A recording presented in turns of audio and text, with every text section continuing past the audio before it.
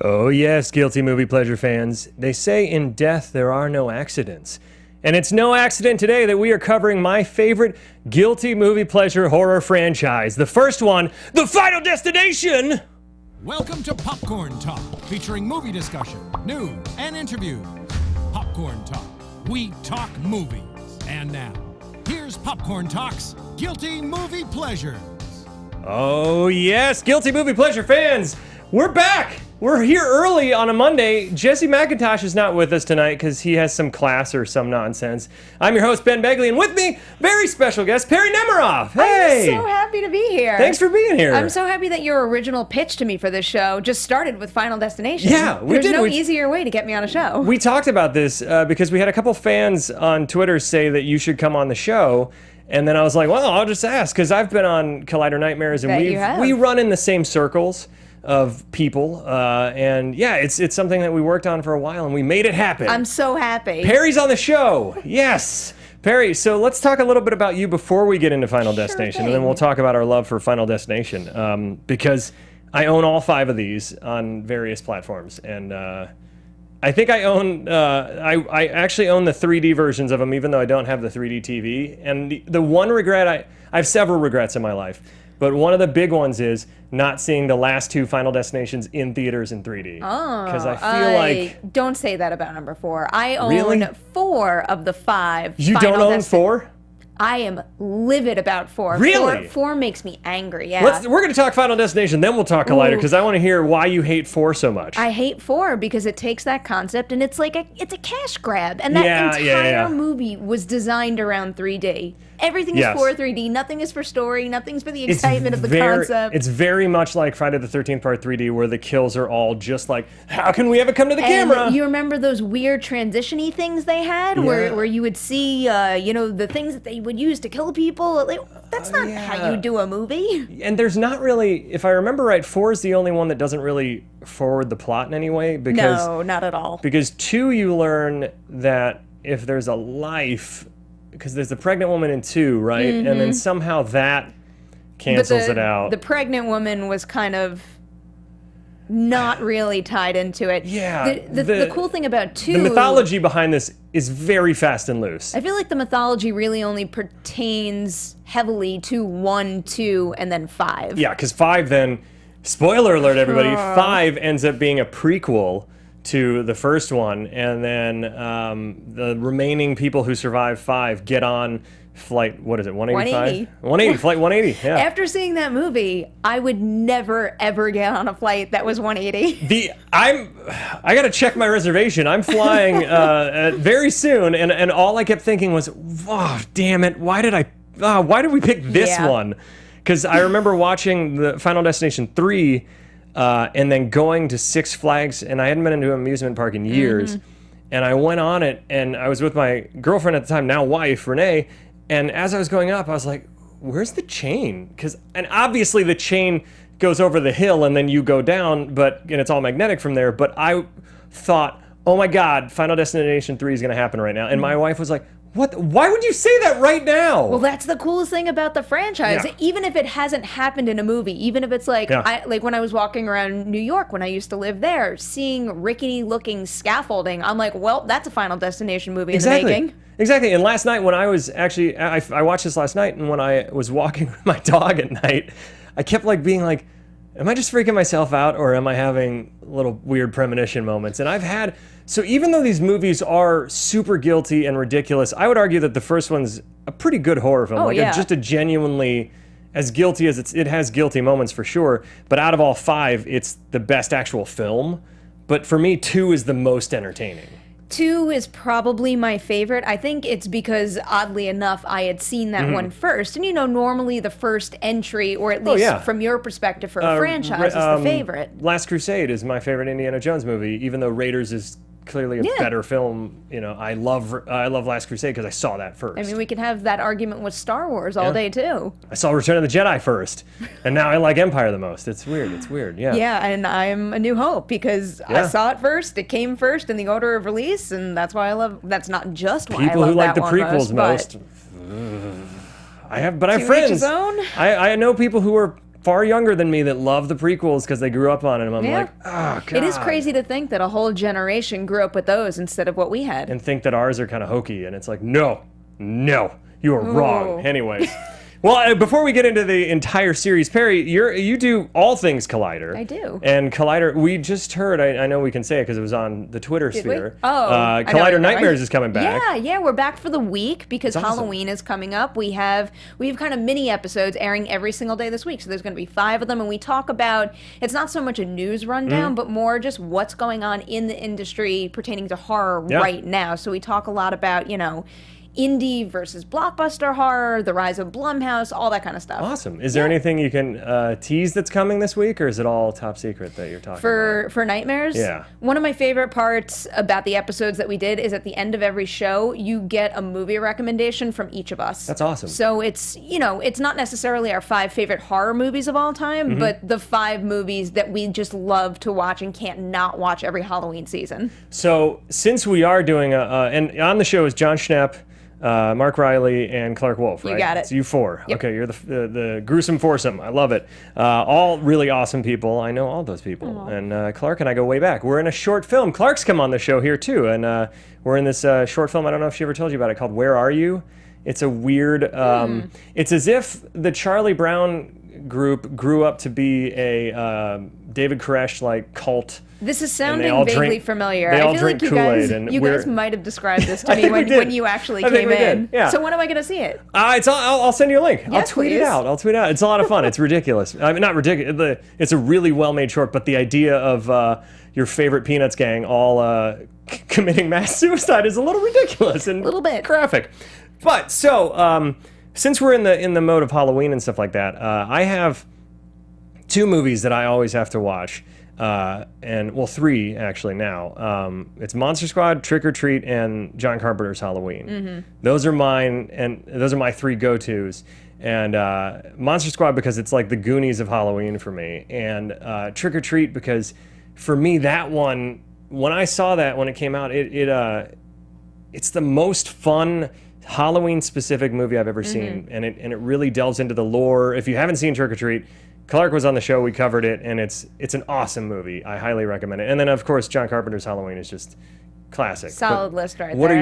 What are your go-tos? You've got one of mine, and it's Trick or Treat. Yes. And I love the anthology format so much. It's one of the best anthologies ever. It really where is. it all actually is cohesive. I know, and it works so well. And it's also one of the best horror movies to actually capture the spirit of Halloween, which is why I have so much fun with it. My other 2 are not super scary, but it's Hocus Pocus and A Nightmare Before Christmas. See, Nightmare Before Christmas is always my bridge between... I watch it like mid-November to when I'm still bummed that Halloween's over and excited for Christmas. It's always my bridge. I am a firm believer that movie is a Halloween movie and a Christmas movie, so I'm going to watch it for both holidays. I like that. And then Hocus Pocus, I'm a kid in the 90s. I grew up watching Hocus Pocus. My wife loves Hocus Pocus. And I hadn't seen it since I was a kid, and we rewatched it last year, and it was great. It's really fun. It still holds up. It does. It's so much fun, and the 3 of them together, it's breaking my heart that Disney Channel is redoing it. I was going to ask you about that. They're redoing it, and they're going to... There's no need. They're going to do what...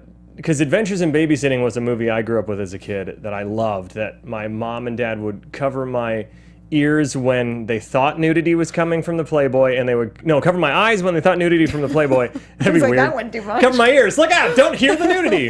And cover my ears whenever she said "Don't fuck with the babysitter," as if I couldn't see her saying it. But my parents would rush over and just like full on like earmuff, like box my ears, as if I was gonna just like. As if I'd never heard that word before, and suddenly I'd be like, fuck. Oh, by the way, we can swear on the show. Oh, that's I didn't say nice. that. I didn't say that. I don't know if you can on Collider. I know usually... We try not to, but if you've ever seen Collider behind the scenes and bloopers, everybody well knows that, I like the F-bomb when I mess things up. I don't listen to any rules here. In fact, they stopped having me do live reads because they're like, well, Begley's just going to be terrible at it. But yeah, so those are solid choices. And I think that what you said about Trick or Treat... how it sums up the feeling of Halloween. Because for me, I used to like to watch super scary stuff around Halloween. Now I like watching really fun, gory, like ridiculous stuff. Like we watched Jason X last week, which is absurd. That's a good watch, though. What did I just watched Clown. Have you seen Clown? I have seen Clown. I didn't know, I didn't have like a big expectations for it at all, and I actually really... John Watts' Clown, right? Yeah. I had a lot of fun with it, but to me, like, the new It that came out this year would be a great example of like my kind of Halloween movie where it's fun but creepy and my kind of horror movie, fun. period. Yeah. That's just my kind of movie, period. I mean, they really just captured in that movie horror and character, just coming of age, all that so well, where I think that's why it made so much money, because it's a movie that could really be for everyone, even if you're not into the genre. And I think that I keep trying to convince my wife to see it. She saw the trailer, and her actual... we went to see The Big Sick, and before The Big Sick, It plays. And my wife, to this day, is so pissed about that. She's like... She actually, in the theater, not yelled, but very loudly said, "Fuck that." And people laughed around us because they all were thinking it.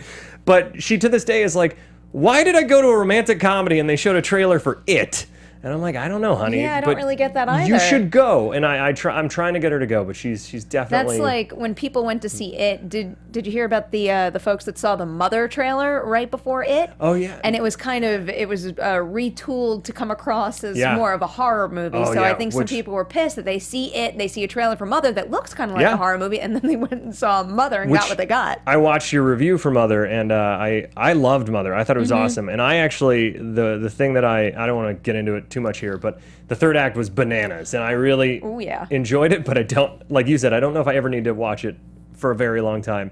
But I can see where that trailer, specifically in the beginning, I remember it saying, like, it will fuck you up, and like all this stuff, and it's like, it's like It Comes at Night was another movie that was great, but horribly... like just not the right advertising. It took me a while to figure that out, just because I had seen It Comes at Night at a festival. So I saw it before that marketing campaign really ramped up, and I loved it at that festival. And then when I was watching trailers, and seeing what I had saw in the full feature. So to me, in my mind, it looked like it was marketing it pretty appropriately, but then I've heard that reaction from so many people. It took me about 45 minutes of the movie to finally go, okay, I'll be on board now, because it's not going to be what I thought. Anyways, I could ramble about all these other horror films forever, but so if you want to see Perri on Collider, she's on, what are the main shows you're on? You're on pretty much everything. I'm doing a lot of reviews right now. Actually, and you have your own channel, too. Yeah, I did. I started my own channel recently, and I'm doing fun vlogs and just random things over there. I still do my box office predictions over there, which I am absolutely obsessed with.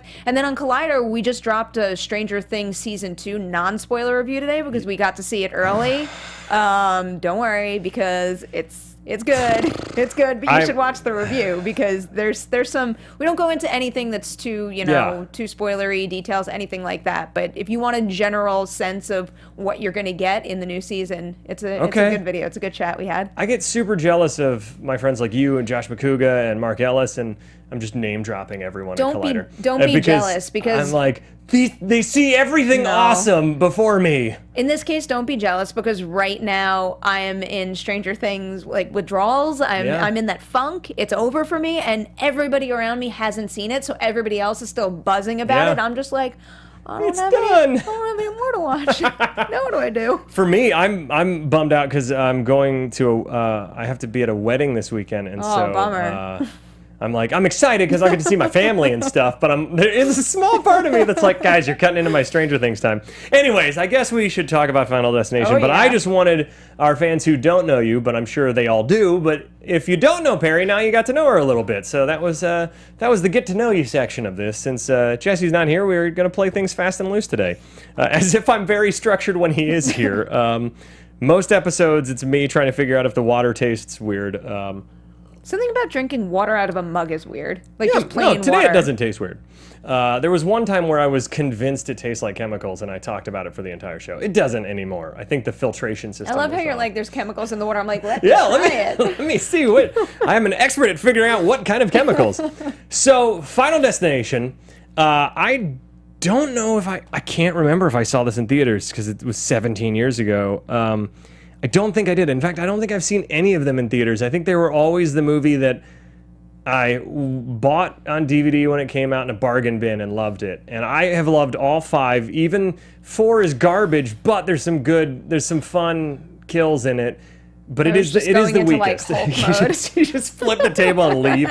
4 is the worst. Yeah, by far. I used to think that 3 was the worst. And then revisiting, I tweeted out they made a supercut of all the kills, which when you watch the... 3's got some good ones. 3's got some really good ones. And 4, they're all pretty terrible. And they're super on the nose with like, I got my eye on you, and then she gets... Exactly, yeah. It's a lot of really bad on the nose dialogue, and it doesn't move the plot forward. But I remember when I first saw Final Destination, it made me laugh. It freaked me out. As we already talked about, it made me hate getting on planes, which I already did. And I always have like this weird thought every time I get on a plane now, like waiting for some kind of strange premonition. And rewatching it, I forgot how, like we said in the beginning, how I like 2 the most, but this is actually the best film. Mm-hmm. And I think it holds up. It holds up 17 years later. The only thing that's dated is maybe their super baggy cargo pants, which I used to wear all the time. At least it was appropriate for the time, though. It's a period piece, you know? So when did you first see it, and what? Because you saw 2 first. I actually saw 2 first. I saw 1 on DVD. I have a good story for 2, though. Yeah, so please. 2 I did see in theaters, and I'll never forget it, and I wouldn't even be surprised if my dad watched this, but so back in the day, I went on, it was like one of my first dates in high school, and I went with a guy to see Final Destination 2 on a night that a big snowstorm was coming into Long Island. So we decided to go, and it was all, you know, covered with like a light powder. So we were fine. Yeah. When we came out of the movie, it was just like a full-on blizzard, very snowy. And who's sitting outside the theater when my date's supposed to drive me home? Papa Nems. And he made me, I'll never forget this, he made me get in the car with him, and we followed that guy all the way back to his house, and then my dad drove me home.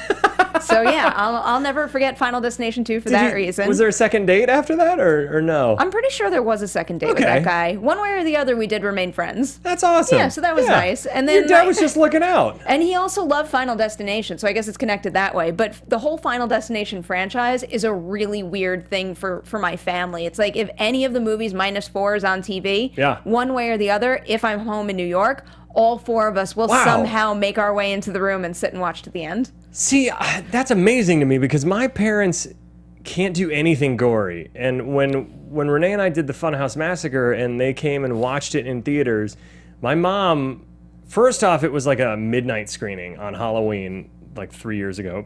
Excuse me. And it was a film festival thing, and there was like 3 short films before it, and one was super gross. One was like super dark and just fucked up, and my mom literally was just like this the whole time, like, and I was like, sorry, Mom, and she's like falling asleep. I'm like, this is gonna be terrible.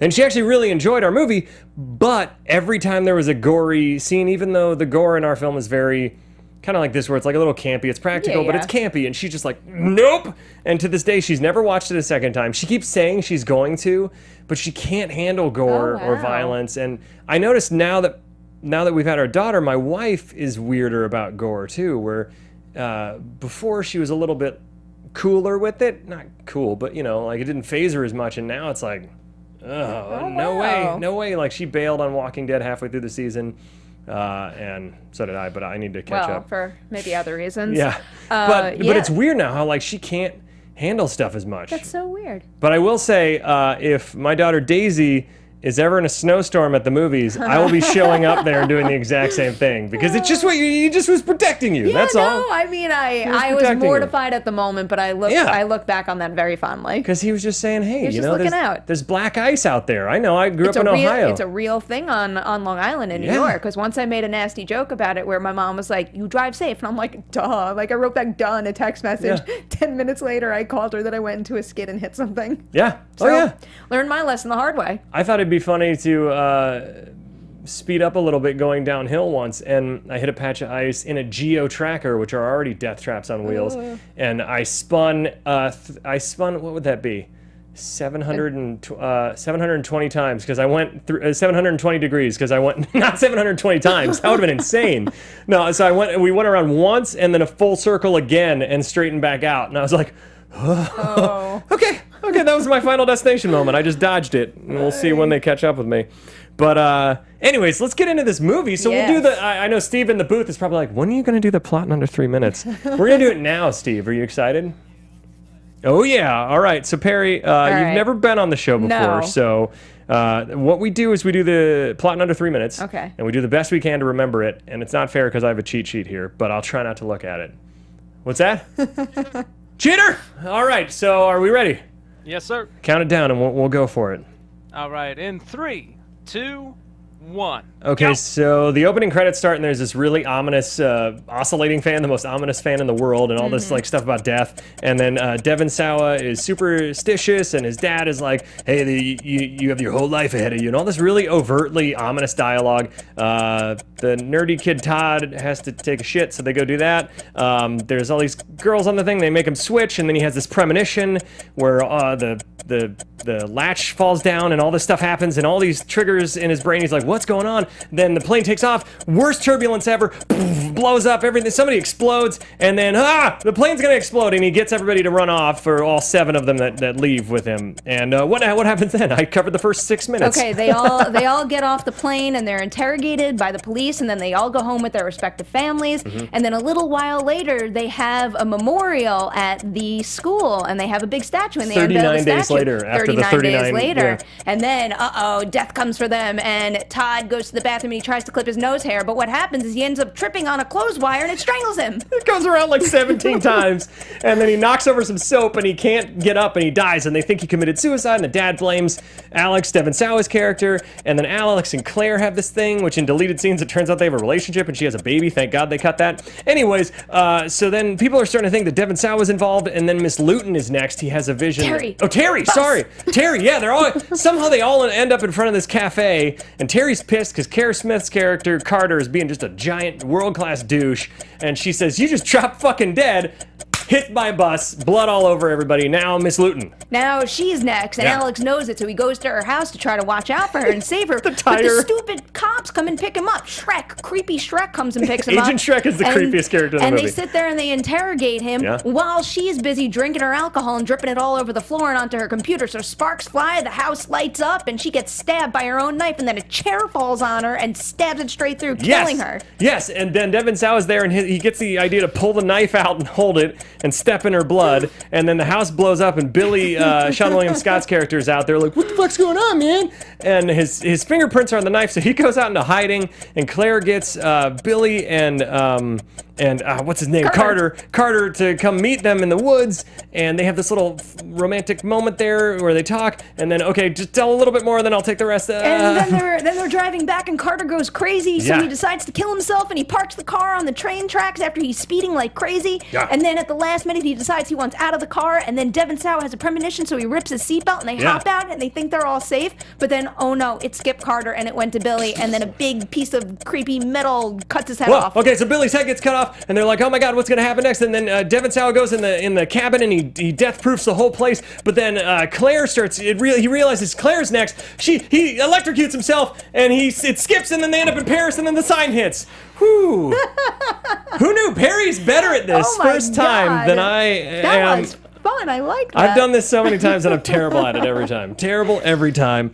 Because I get hung up on the minutia, and I'm like, I want to explain every little thing. Like the first 45 seconds I spent on just the plane crash. So there we go. So that's the plot. We're done. See you later. No, I'm kidding. So let's get into this. I want to focus mainly on, obviously, the kills, because they're the most ridiculous. Oh, yeah. But the beginning of the movie, and one of the first sound clips I pulled was clip number 1, which we'll play in a second here. The dad says, as he's getting ready, the dad says the most ominous, weird thing for a parent to say before their kid goes off across country on a trip. Can we play clip number 1? So, 17, on the loose, senior trip with your friends in Paris, 10 days in the springtime. Live it up, Alex. You got your whole life ahead of you. There are so many things weird about that clip. It sounds even weirder when you can't see the actor and you're just hearing his chuckle, like, deep, raspy voice. Yeah. And his little, live it up, Alex. You got your whole life ahead of you.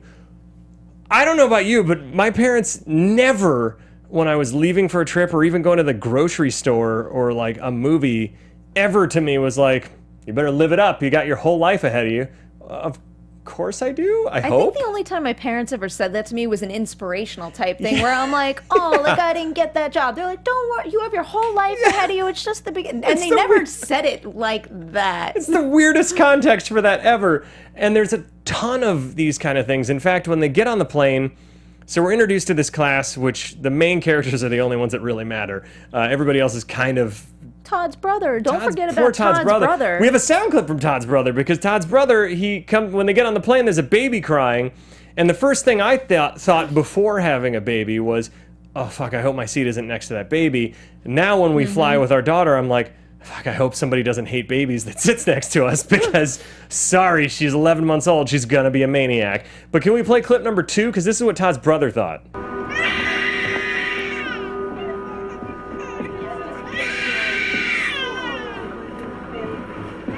That's a good sign. Younger the better to be a fucked up guy to take down this plane. And then they go one step further to have a handicapped gentleman Yep. who has like an oxygen tank or Yeah. something. And it's like, oh, that's who blows up. That's so fucked up. I just realized because I rewound that scene a few times when in his premonition when the plane the oxygen explodes and they just show blood and like gut splatter and I was like, who was that? They blew up the handicapped guy. There's That's a whole. super. I mean, you could even just take a step back and think it was an entire high school French class. It's really fucked. The other ones, as crazy as they are, like the freeway chase, the freeway crash, and the second one, the roller coaster is probably NASCAR's the silliest. But I think it goes. This is the most fucked up. Then freeway, then bridge in 5, Yeah. then roller coaster, then NASCAR because. I guess it also depends what you do more in your Yeah, life. if It's you like gotta- the if- suspension bridge one doesn't bother me because I don't really drive over many of them, but I fly all the Yeah. time. And I always think about that. I'm always, somehow on the freeway, I always manage to be that car behind the one with the gigantic logs that could crush me. Every single time. Every single time I'm like, okay. No, seriously, let me over. Let me the fuck over. There's logs right here. Get out of my way. I hate it, especially if I'm on like a country road too, because then I'm like, no, this is just like Final Destination 2. But I think the NASCAR one for me is the least worrisome. Although the escalator... The escalators, that's probably like... Is that 4? That one is 4. See, that's the best moment in the whole thing. That's actually the thing that pushes 4 back to being fun again for me, is that the third act fake out premonition is awesome. Sadly, it's the third act. Sadly, yeah. But the nails like blowing up and shooting through the theater screen and them all getting pierced with nails and then her getting 3 eaten. did the nail gun better, though. Oh, yeah. That's because it goes through the back of her head. That's a great and scene. That's incredible. But I forgot about that when she gets sucked into the escalator and it just like chews her up. And who hasn't thought about that? I mean, that's the brilliant thing about these movies is whether or not you're immediately in that kind of position, it's like at one point in your life you're going to come across that. You know, even thinking about 5 with the gymnastics thing. That's the best death in the whole series. I don't do any gymnastics, but I do sports all the time, and I go to CrossFit every once in a while, and I'm always, like when I'm doing box jumps, I'm always thinking, don't take a wrong step. I think of 3 every time I'm doing weights because when he goes, and then the weights crush his head. I'm pretty sure I never went back in a tanning bed after I saw the third. Oh, yeah. There's so many things. This makes Final Destination 1 through 5 make you afraid of everything. Yep, pretty You don't much. need the news. You just need to watch these movies. But like the escalator thing, I remember as a kid growing up in the 80s, they were always like, hey, always hop over that last step so you don't get caught in it. Make sure your shoelaces are tied. Mallrats did that joke too, where like, and there's a kid caught in the escalator. And it's like, how would that actually happen? Like it would just be like, okay, and it might shut down the escalator. You would think there would be some sort of safety mechanism if it tripped it, like if you got stuck, like a shoelace or something. would hope. I don't know. Elevators? Thankfully, I don't know. I don't like elevators now because Well, of Man 2. with Hooks, yeah. 2 when it hits her. That's another great scene. Oh, it's so good. There's so many. Just watch the thing I tweeted out that has all of them in it. They're incredible. They're like, I think the thing that this movie succeeds at that, for better or worse, they always have the most fun thing for me is to watch this super elaborate, gruesome game of mousetrap going on where you're like, how's it going to happen? Yeah. And the fake outs. So we'll get into the first, let's get into the premonition first, then we'll get into the first death because there's only like 4 in the movie. But I love the fake outs, like we said about the nose clippings. We'll get to that. But the premonition, first off, how it all starts off with like the ominous thing about the baby, the handicapped guy. None of this is like God would be fucked up if he took down this plane and 39 high school kids. Come on. And then how the premonition starts off is all these weird signs start happening, and then when they go up, and it's the world's worst turbulence, and so now every time it happens, because my wife freaks out during turbulence, I have to erase this movie from my memory and just go, it's cool, it's fine, it's nothing. And instead I'm going, Final Destination. I think about it, but I'm one of those people that I like Daredevil-y type things, because my thought process is, if there's a company that's taking me on as a customer, like nothing can happen, or if something does happen, what the heck am I gonna do about it? So I might as well just sit there and take a deep breath. I went bungee jumping one time for my buddy's bachelor party, and I actually had nightmares about it up until we went, and then it ended up being one of the coolest things I've ever done. It was awesome. I've never done that. Probably never do it again. Though. It's a good time. Skydiving is a little. I got to build up to that. Then the side of the side of the plane rips open. All hell breaks loose. People get sucked out. I'm amazed they didn't have somebody get caught in the turbine or whatever. I don't think they do. Not exactly that. They play with that a little in 5, though. Yeah. And then the oxygen blows up, and we figured out who it was, which is really fucked up. And the whole plane burns, and then Devon Sawa's on fire, burning. Wakes up, freaks out. He gets off. Billy, a.k.a. Sean William Scott, Kerr Smith, however you say it. Kerr Smith, I think. Kerr Smith, the weirdest name. Carter, the jock douche guy. So Billy, I liked seeing Sean William Scott play this nerdy, picked on guy. It was fun because he's always the cocky dude, and it was fun to see him get shit on an entire movie. Yeah, he has a rough go with it. You feel bad when he gets his head cut off. I love that line he has when he's looking out the window. He's like, there they go, and here we stay, or something. And it was just, it's those cheesy lines that continue to set the stage for what's to come. And really, it's like, of all horror movies out there, I feel like Final Destination needs a little bit of cheese to it, because half the fun of it, a lot of the fun comes from the things feeling slightly realistic where you can apply them to your own life, but also the whole idea of figuring it out and following all the clues until it actually happens. And you think you know when it's coming, and then it doesn't until it does. Yeah, and then also waiting for, like you said, the kind of one-liners that people say, which usually can bog down a horror movie, actually elevate these, where you're like, you're gonna get it. You're not. No, you're in trouble. You're next. And there's so many of those. And in fact, I pulled. Where is it? Oh, okay. So then they go to the funeral after all this, because they get off the plane. Kerr Smith, Terry, who I guess is a cheerleader or popular girl of some sort. They don't really tell us. She's the girlfriend. She's the girlfriend. Devon Sawa, and then the teacher. And Ali Larter's character, Claire, they all get off the plane. And her name is Clear. Is it Clear? That has always driven me nuts. Clear? It's like, why isn't it Claire and why is it Clear? Oh God. Yeah. That's weird. Isn't that weird? I thought they said Claire the entire movie. The fact really, that they said in Clear, most movies she would be named Claire, but she's really Clear.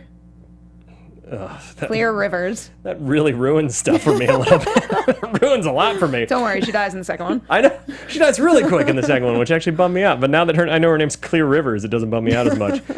So Kerr Smith, Carter, the jock douche, is being he's being really insensitive at this memorial for 39 of his classmates. He's being a grade A asshole. Can we play clip number 3? I control my life, not you. Carter! I'm never gonna die. Ooh. And that's one of those lines that's so on the nose, but perfect. Yeah. Because now you're just like, when's it gonna happen? When's it gonna happen? They actually do a pretty good job, though, with him being an asshole, but it not being too crazy and outlandish, because they're all pissed and they're scared. Yeah. I mean, this guy just had a premonition that they were all going to die, and then all their friends died. So, and really, could you blame the police for trying to connect the dots? Not really. This is the one that has the most logic to it, where the FBI, even though having an agent named Agent Shrek, which I think this came out after Shrek came out, I feel like Shrek? Was Shrek 2004? Maybe. I don't know why I think I know that. I just can't separate it now, and his delivery of every line is super weird too. Where just every line is like, "So where will you?" Well, it's like when that other one goes, he goes, that kid creeps me out, and he goes, you know what? You creep me out. You creep me out. That's what everybody's thinking in the audience. But then Stifler, or Billy, Sean William Scott comes up, and he also is being a little inappropriate because he wants to know, he thinks he's talking to Miss Cleo with Devon Sawa. So clip number 4. I took my driver's test last week at the DMV. DMV? It's the lowest score you can get, but I passed. The thing is, when I was done with the test, you know the guy that drives with you, during the test? Right. Yeah, well, anyways, he goes, young man, you're gonna die at a very young age. Is that true?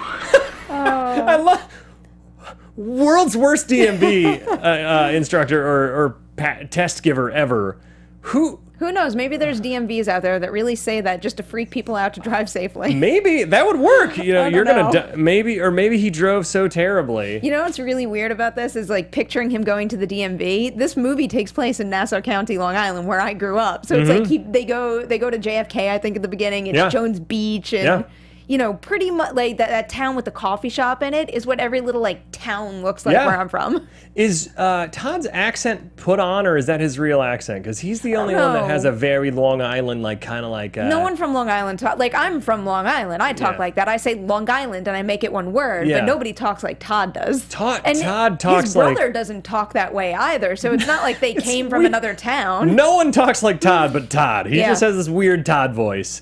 Which I didn't pull a Todd clip, and he's dying next, so whatever. We talked about how I didn't notice until watching it this time how much water plays into it and how many of the deaths are how death is just really trying to sneak the water in at every turn, where this one, the toilet starts leaking, and it starts seeping, and you think it's going to be... first off, I don't know why he's shaving with no shaving cream and no water. And it's just like the first stroke he takes, he nicks himself. Of course you're going to do that. If you're using no shaving cream, no water, and an actual straight razor. This kid's insane already. He has a death wish. Then he goes to the super pointy scissors, and you're like, oh God, is he going to just stab through his head with that? And then then it's the stereo, maybe electrocute him.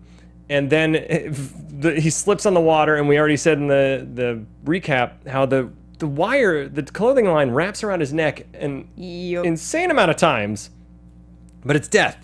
Death can like move things to a certain degree. Death has a really hard time moving the electric wire in the third act. But, you know, whatever. Maybe that wire's heavier than the clothing line. And when he's choking out there and flailing in the soap and his eyes turn beet red, that's actually a really cool effect, and it's super gross. That is a really cool effect. I mean, I would imagine if you are like that stressed and you can't breathe like that would happen to your eyes. But that's one of the eeriest effects of it. And with the whole wire thing, it's just that happens at the perfect time. That was planned so well. Sometimes when I watch this movie, I can't believe it was James Wong's first feature. Yeah. Like, that is insane to me that he put all this together for his first film.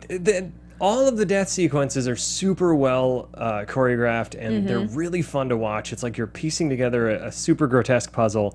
It actually, I almost wonder if the Final Destination movies are kind of, and this might be blasphemous to horror fans, but if it was kind of a segue into the Saws of the world, you know, where like Saws are like these super elaborate death sequences where, I know they're not remotely the same kind of movie, but like it's kind of like you get the same fun, although I've only seen 2 Saw movies, but you get the same fun out of like figuring out how people are going to escape versus how people are going to die in this one. I see what you mean, and they were both kind of budding around the same time. Isn't it too bad the industry doesn't really do that, where maybe they're so popular at the time because they had that at their core, yet they were so completely different. Meanwhile, now, you know, if creepy clowns are popular, all of a sudden you're going to wind up with a million creepy clown movies. Every single haunted attraction around Los Angeles is clown. Yep. Clowns! Everywhere. Hey, everybody, it's clowns. You know, clowns are freaky, but come on, after a while, it's just overkill. So Todd's done. They think that Todd's dad blames Alex for it. Claire and Alex start to kind of have a bond where she's like, I feel what you're feeling, because my name's Clear Rivers, so clearly I would have some sort of connection to you. And then they go and break into the morgue to see Todd's body, and they come upon Tony Todd's character, who I think is just referred to as the mortician, and gets no setup. They don't react to how fucking weird this guy is, and then they just leave. And I have 2 sound clips from it because he plays a similar character in the Hatchet movies where he just says weird, eerie shit.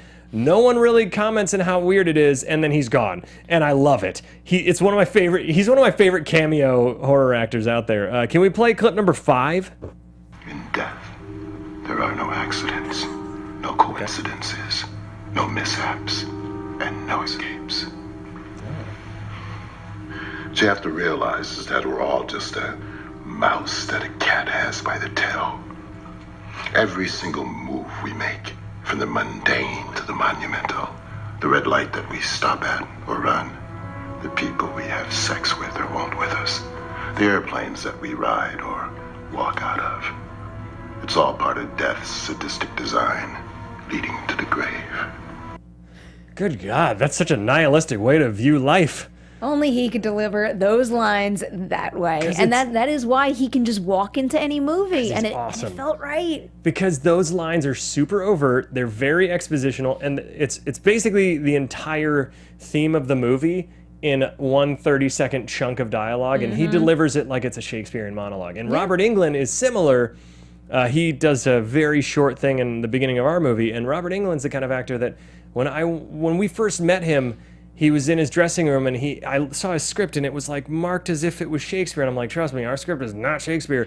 And he was asking us like if he could invert a line or something. And I was like, you're Freddy Krueger. You can do whatever you want. Like I may have told that on Collider Nightmares. Forgive me if that's a repeat story, but I just find that interesting with these horror actors. Like Tony Todd and Robert Englund are good actors who can deliver really cheesy dialogue super well, and especially this next line, which hints that maybe he's the Grim Reaper. Can we play clip number 6? But remember, the risk of cheating the plan, of disrespecting the design, could incite a fury that could terrorize even the Grim Reaper. And you don't even want to fuck with that Mac Daddy. Who can deliver? You don't even want to fuck with that Mac Daddy, other than Tony Todd and maybe Samuel L. Jackson And just as well. how that's paired with him pulling the device out of his neck too, and then you get their reactions. It just all comes together so well. But they never. I do wish there was a scene where they were leaving. Like, well, that was fucking weird, right? Like, there's a few. But maybe they don't need that for this kind of movie. It's weird to me because I can be very analytical with films and I want reasons for everything. It's really weird to me how right that feels. And even when I rewatch it now, so many years later, having reviewed so many movies, none of that feels wrong to me at all. Which it makes kind sense. Of bizarre. You just watch it and you're like, yeah, okay, I buy that this guy would be in there and that they'd go along with it. And does he die in the second one? Tony Todd? Yeah, or no?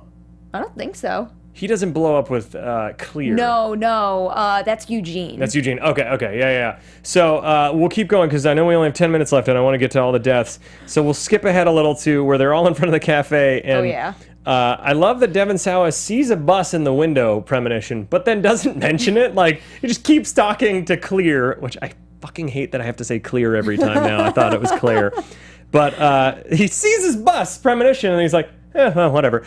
So anyways, back to this design that I'm talking about and who's next. He figures out the order of things because he saw a news bulletin and then which all actually makes sense too, where everybody was seated, how the chain reaction happened and who would have died next.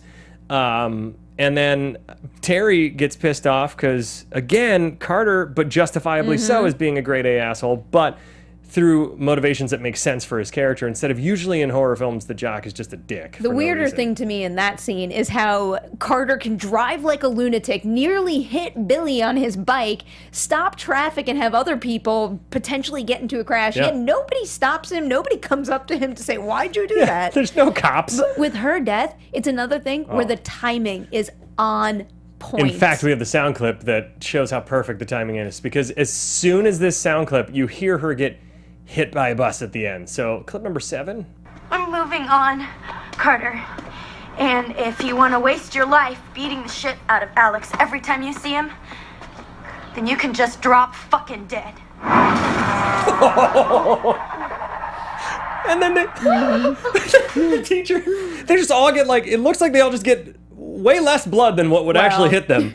And the teacher just, her reaction, Miss Lewton's reaction, is just like, it's so good. It's so good. And this movie really hits a tone for me that works, where they never like go too huge with the emotions, where like in real life you would probably be shocked like that. You'd probably be like, what the fuck? It never goes to these emotional extremes. They don't have time. No, they just like move. If they had time to sit and process it, maybe we'd see that meltdown. Yeah. But, I mean, really the only time we see the meltdown is at the ceremony at the beginning, and that's it. Yeah. It just flies otherwise. Well, in a movie like this, that's kind of the point, because if you get into the super emotional devastation of losing all your friends, then suddenly you're like, it's not going to be fun oh, anymore. fuck, all right, well, I don't want to see anybody. Like, it's not a drama. You're here, it's Yeah. basically a teen slasher fic where the slasher is death. Is death. Yeah. So we'll move on to Miss Lewton, because we already talked about Agent Shrek being super serious and creepy. I think Miss Lewton, I think Terry's is my favorite timing. Yeah. But I think Miss Lewton's my favorite death, because it's bananas. I'm right there with you. It goes to Crazy Town. I'll let you describe this one, because I rambled about the last one. It goes to Crazy Town, but every single step of that makes sense. Where she's talking on the phone to her friend, and she's all upset, and she's making herself tea to calm herself down, and then the mug. She sees the shadow in the tea, and she throws it. So that's the end of that. So then she's like, "Damn, I need some vodka." She has some vodka, and the glass cracks, and then she doesn't know it cracks, and she's just walking around her house with it dripping on the floor, and world's most flammable vodka on earth. Well, yeah, all right, that might be a little bit of a stretch, but like, really, who hasn't?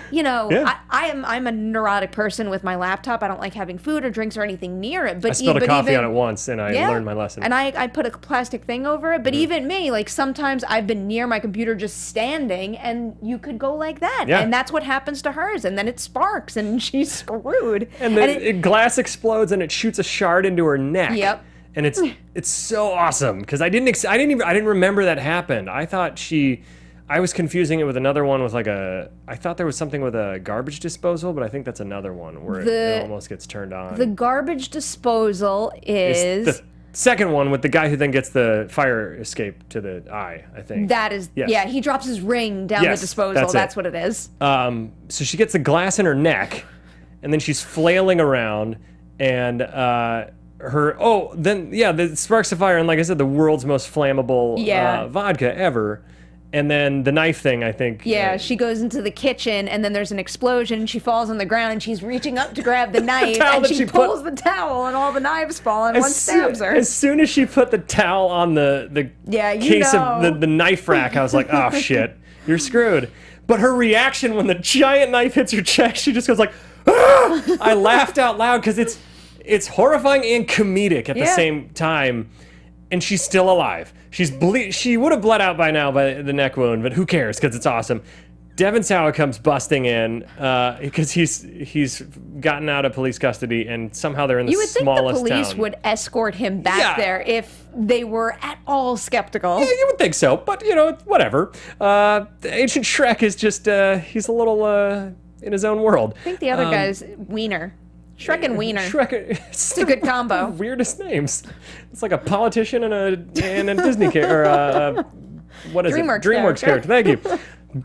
I was still thinking of Miss Lewton. So then he comes in, and the stove explodes again, knocks the chair, which then jams the knife into her, and that's the death blow. And we already talked about it in the recap how. When I love how he just, like, his reaction is, which maybe you would do in that situation, is to go, oh shit. I don't know. I don't think I would pull a knife out. Because I'm pretty sure she was very clearly dead. I don't think I would have pulled the knife out. But one way or the other, he was screwed, because when the house burns down, apparently it caramelizes his blood, which the footprint in blood is on the floor. So one way or the other, he was in trouble. Yeah.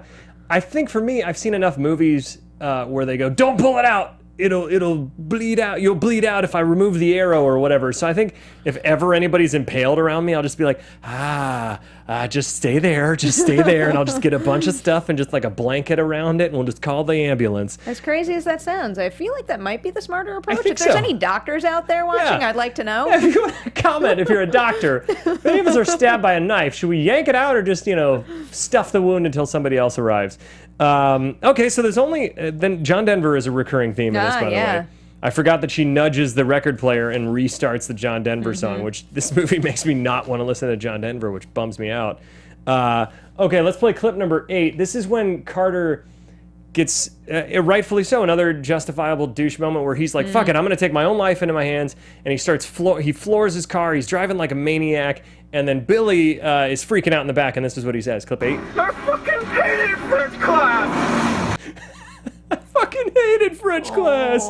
Poor Billy. Yeah, Billy just had nothing to do with any of this, and he just got stuck in that group with those guys. He was late getting on the plane. And they give him such a hard time. They're all dicks to him. Poor he's Billy. Going through post-traumatic stress too. Why are they such assholes? And then Carter's in there. You already said in the recap that he has a that Alex has another premonition. He frees him just in time before the train hits him. And then Billy's like, fuck you guys, I didn't even want to do this. And then what happens to Billy, Perry? What happens? Billy's head gets sliced off. The train hits some like rogue piece of metal, and it just flies straight into his head and chops it right off, and they all freak out. Because it skipped Carter at that point, so then it went on to Billy. Yep. Poor Billy. And the head that rolls down looks nothing like Billy. I feel like they did a bad head mold of him or something, so they purposely framed it so you can't see too much of his facial features. It's pretty amazing. It just kind of flops in and you're like, wait a minute, that doesn't... I feel like that was just generic head that it's you had just lying awkward around. that it looks like it was also like he was cut off at the mouth, too. It wasn't like a clean decapitation. But I feel like... Yeah, because then the head has the... I can't remember if the body has just the neck or if it has the lower... whatever. Now I'm just getting into the minutia when we only have 2 minutes left and I gotta hurry up. So then Alex figures out that he's going to death-proof his cabin, which the only qualm I have watching it again is I actually wish that there was more freakouts of him in the cabin, like that moment where he shuts the door and the pickaxe comes through. I would have liked a few more moments where death fucked with him in that to make him think as the red herring that he's next before Claire. Except for the fact that it wasn't his turn, it wouldn't make sense for Death to mess with him. That's one of my favorite things about the map of the seats too, is how he realizes, oh, I never switched seats, so things would have been different, and then it changes the order. And that's where Claire is next. But we have a sound clip real quick. Can we play clip number 9? I know. We got 1:50. I promise I'll wrap up by then. Clip number 9. Nice one. I overlooked it. Tried to capitalize, but I caught you. You fuck. So that's when he thinks Death is going to get him by a rusty fishhook. And then he realizes he was wrong. He goes and saves Clear. She's out in the backyard trying to save her dog from an electric wire, which if you've had all this shit go on, I don't think you're going to worry about. I think you're going to be like, sorry, dog, you're on your own. That's not true. Okay, maybe. I don't know. I love my dog, but I might be like, hey. That is the exact reason why I would die in a zombie apocalypse, because I would take Dewey, my cat, with me. There you go. And I would die. I'm a terrible person. I would be like, sorry, Sundance, you've led a good life. I can't. I love you so much. I love you so much, but I'm not getting electrocuted in this scenario where it's aiming for me. She escapes. Alex electrocutes himself, and you think he's dead. And then they cut to 6 months later. They go to Paris, and Clear gets a vision. Alex is almost hit by a bus. The bus launches the light pole. It does like a full 360 in the air, rips the sign down. And what happens in the end there, Perry? And in the end, it cuts to black when Carter is hit by that falling sign because he saves Alex, so it goes back to him, and it just cuts to black there. So we never really know at the end of this movie what happens to Clear or Alex, but then we find out. We have the sound clip actually from that. Can we play clip number 10? I told you were next, and it just skipped me. So who's next? Carter is! That's all the time we have. I'm sorry, I had so much fun having you on the show, this Perry. This was a blast. I could talk about Final Destination for so much longer. We just need to do all 5, well, except the 4th one. Ooh. All of them except 4. The 4th one could be an interesting conversation. There we go. Well, we'd love to have you back. Thank you so much for coming by. Thank you for having me. Where can they find you? On Twitter and Instagram at Perri Nemiroff. I have my YouTube channel. You could just look up my name. It's all there. And then Collider Video, the YouTube channel. Awesome. You can find me at the Ben Begley on Twitter and Instagram. At Guilty Movie Guys is our handle here. Comment on this. Tell us what your favorite Final Destination death scene is and what your favorite Final Destination movie is. And next week we'll be doing Halloween 3 back at our regular scheduled time with Jesse McIntosh here. Until next time, ladies and gentlemen, have a safe Halloween, and what is your guilty movie pleasure? From producers Maria Menounos, Kevin Undergaro, Phil Svitek, and the entire Popcorn Talk Network, we would like to thank you for tuning in. For questions or comments, be sure to visit popcorntalk.com. I'm Sir Richard Wentworth, and this has been a presentation of the Popcorn Talk Network. The views expressed herein are those of the hosts only and do not necessarily reflect the views of the Popcorn Talk Network or its owners or principals.